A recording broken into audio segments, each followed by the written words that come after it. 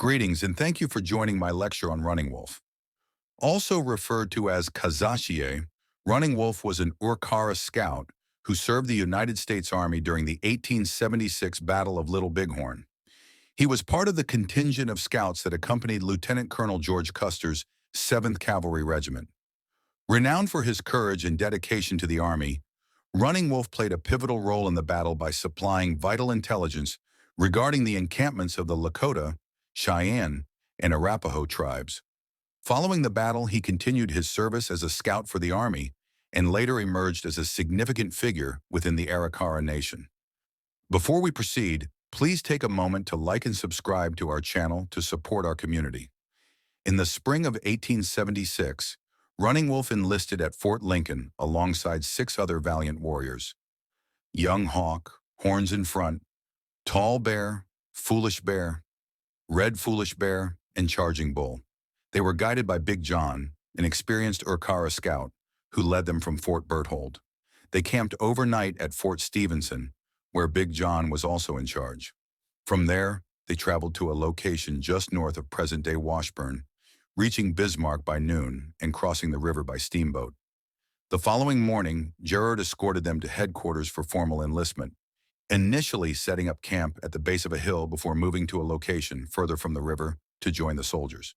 During their stay, they learned of Custer's absence in Washington and were informed that the expedition would commence upon his return, which occurred 6 days later. On that day, both the bobtailed bull and a soldier were called to headquarters, with the former being appointed as sergeant. Gerard then instructed them to prepare for a parade, where they would march in traditional Indian style while singing their native songs, marking the beginning of their first day's march. Following the parade, the scouts took the lead in the procession, trailed by Custer and the White Cavalry. Varnum, the chief scout, set up camp alongside the scouts, accompanied by an orderly and a cook. The Army paused at noon and remained in place until the following morning. When they stopped for dinner the next day, rain began to fall, preventing any further movement.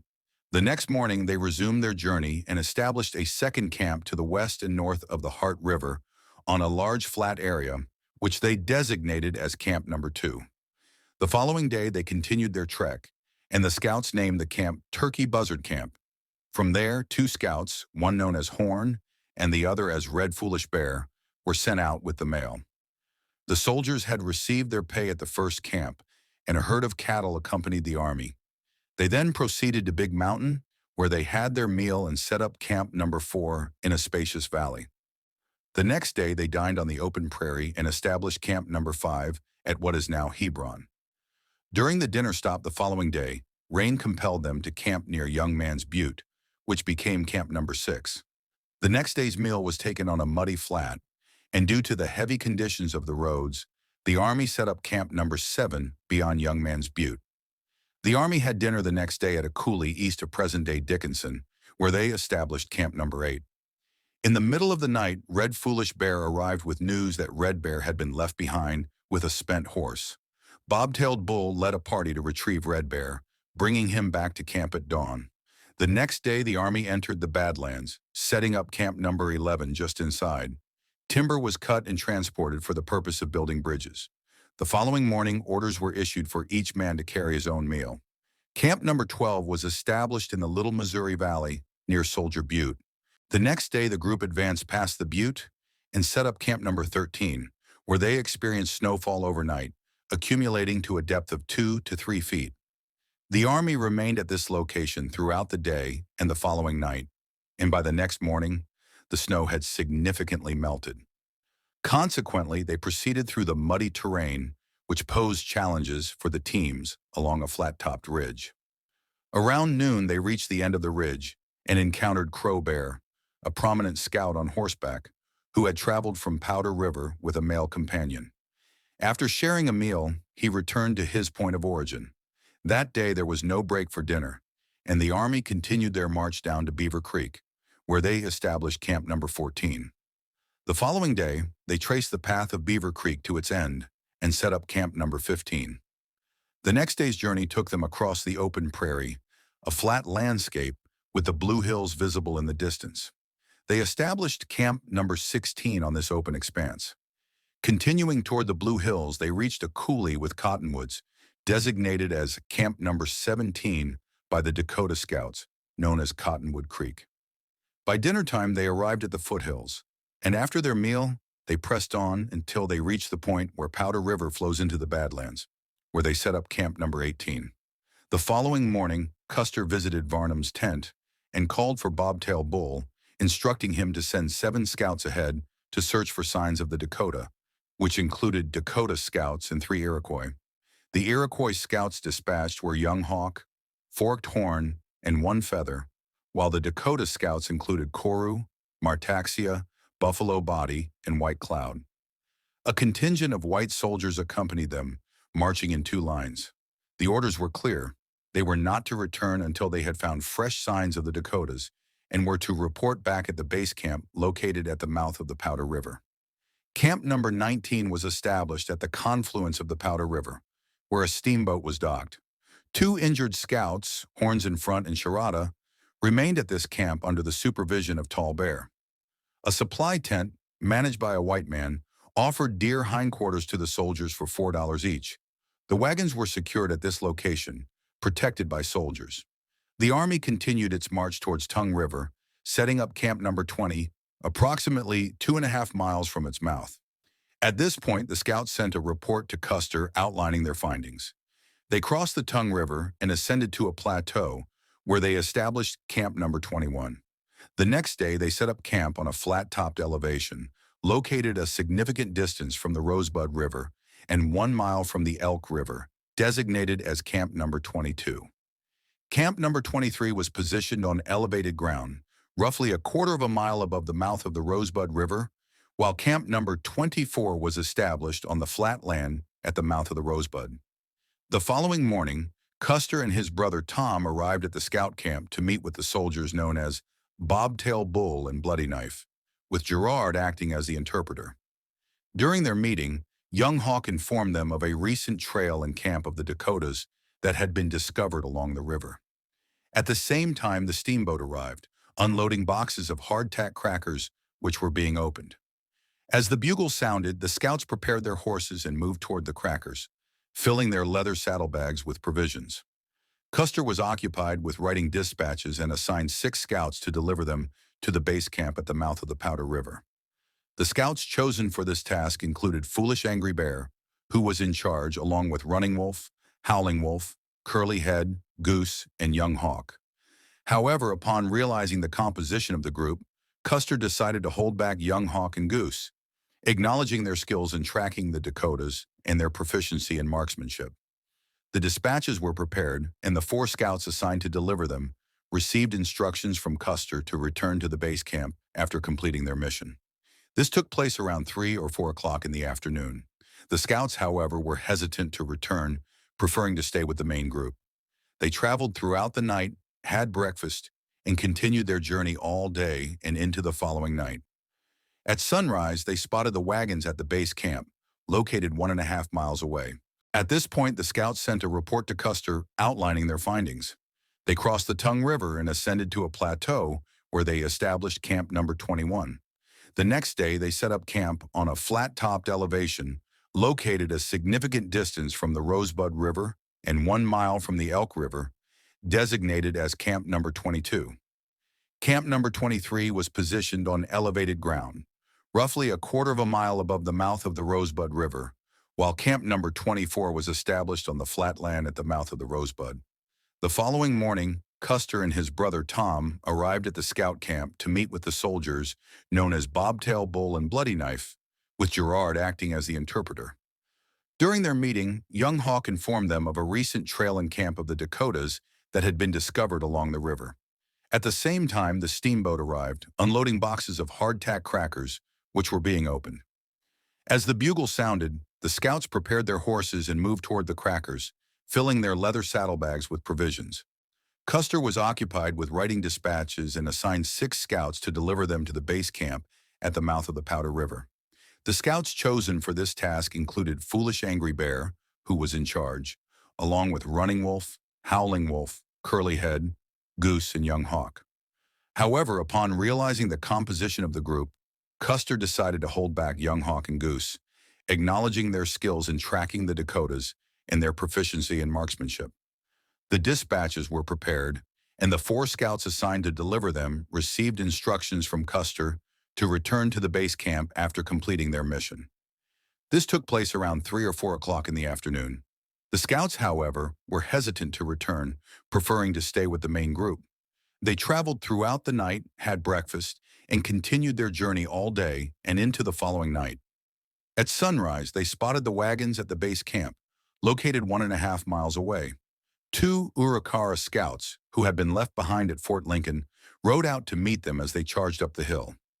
After a brief conversation, they proceeded to the base camp. Upon their arrival around noon, the 6 scouts were promptly assigned to deliver dispatches from Fort Lincoln to Custer, accompanied by a white soldier.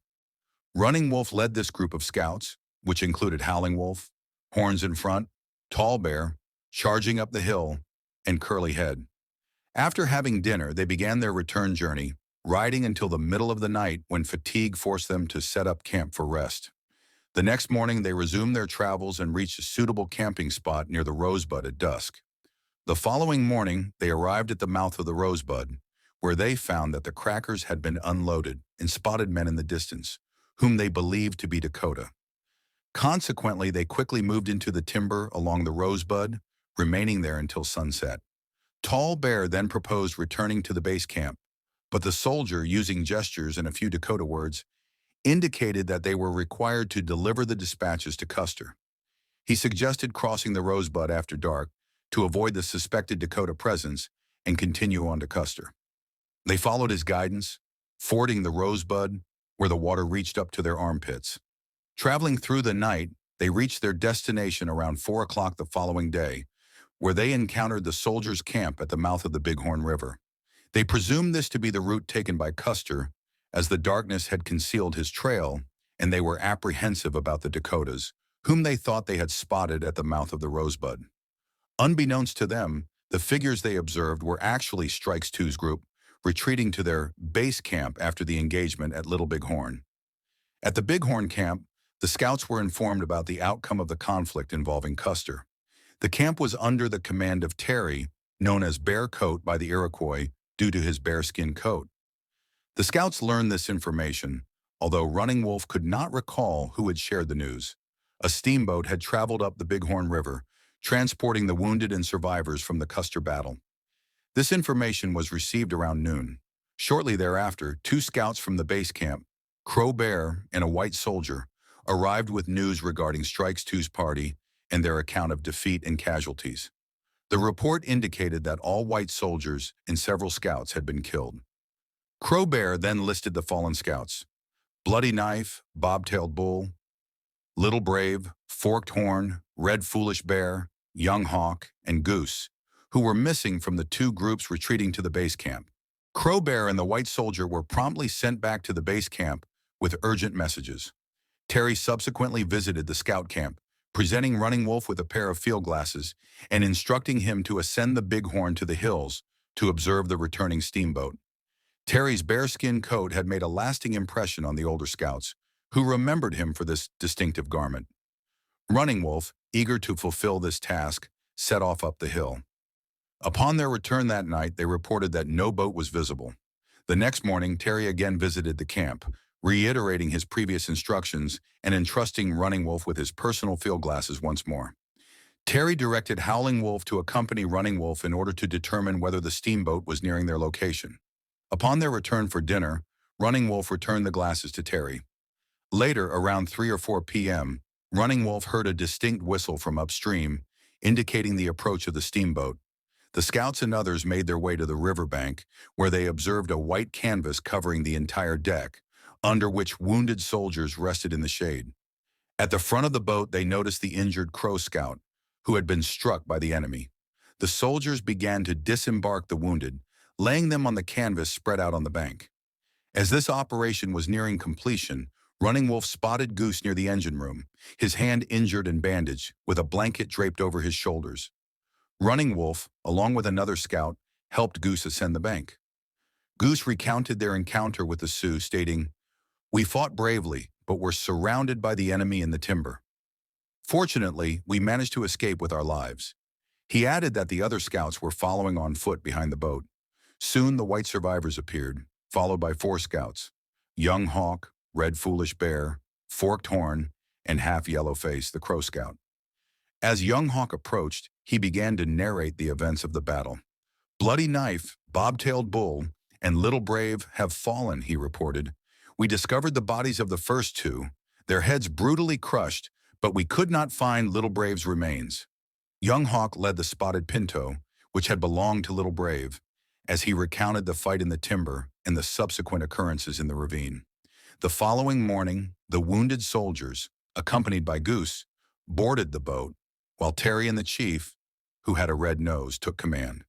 They instructed the scouts to follow the eastern bank of the Yellowstone River and search for a Dakota crossing point to the west.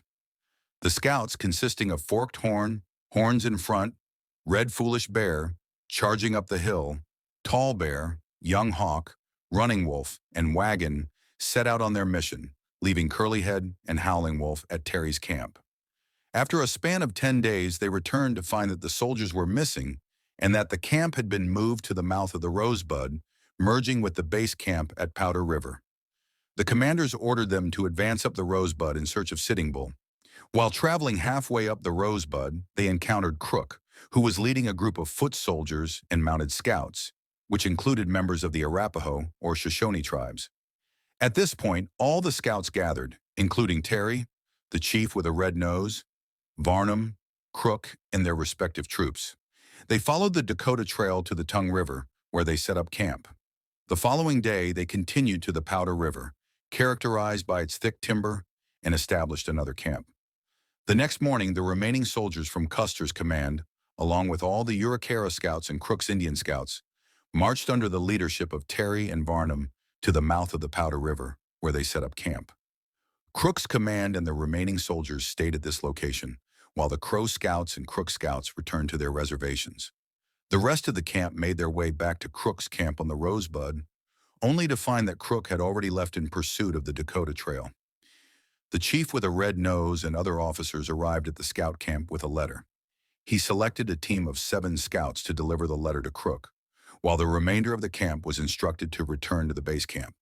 The 7 scouts, which included Soldier, Black Fox, Charging Up the Hill, Boy Chief, Young Hawk, Running Wolf, and Carew, were tasked with delivering the letter to Crook's camp.